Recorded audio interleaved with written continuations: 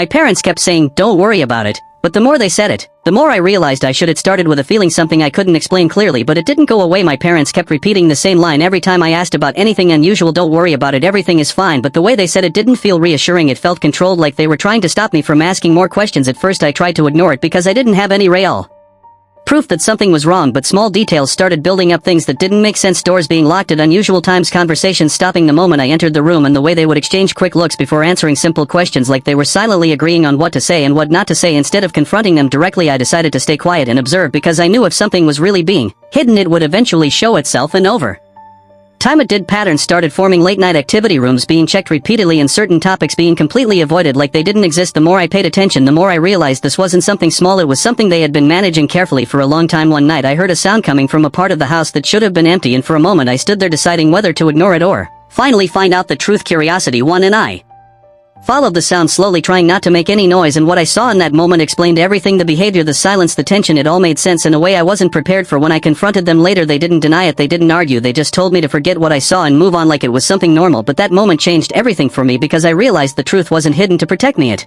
was hidden because they didn't want me to see who they really were.